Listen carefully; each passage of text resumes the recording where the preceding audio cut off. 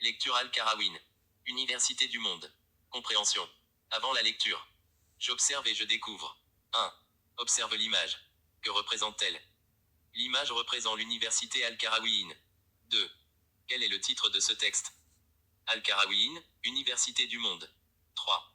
À ton avis, de quoi va parler ce texte? Le texte parle de l'histoire de cette université. 4. Quelle est la source de ce texte? La source, c'est Wikipédia. 5. De combien de paragraphes ce texte est-il composé? Ce texte est composé de 5 paragraphes. Al-Qarawiyyin, Université du monde. Al-Qarawiyyin, Université Al-Qarawiyyin, est une université située à Fès, au Maroc. Selon la tradition, sa construction débute en 859 sous le règne de la dynastie idrisside. Elle est considérée comme la plus ancienne université dans le monde encore en activité par l'UNESCO, le livre Guinness des records et par plusieurs historiens. 859. Toute une série de noms parmi les plus grands vont être associés d'une manière ou d'une autre à Al-Qarawiyyin, les grands précurseurs du soufisme, tel Ibn Rizim, Abu Madian, Abdeslam ben Mshichalami, les philosophes Avampas et Averroès, le géographe Aldrissi mais aussi Maïmonide, Ibn Khaldoun et Léon l'Africain pour ne citer que cela.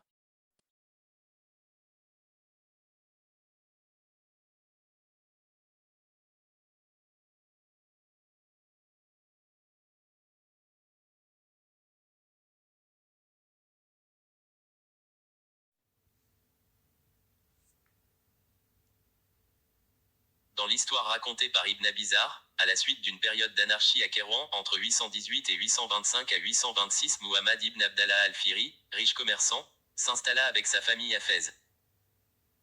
818-825 à 826.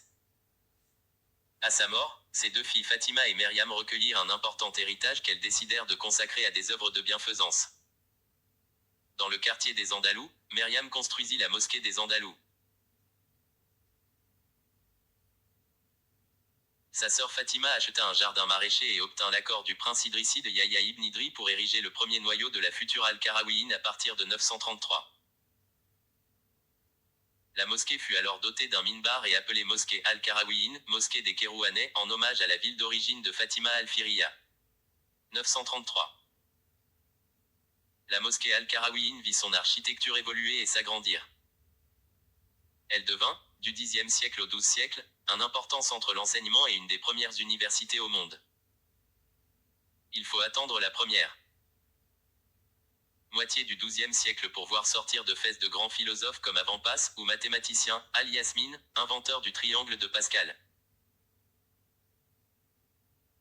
Cela signifie naturellement qu'à cette époque, la ville de Fès est devenue capable de présenter des enseignements dans diverses branches théologie, jurisprudence, philosophie, médecine, mathématiques, astronomie.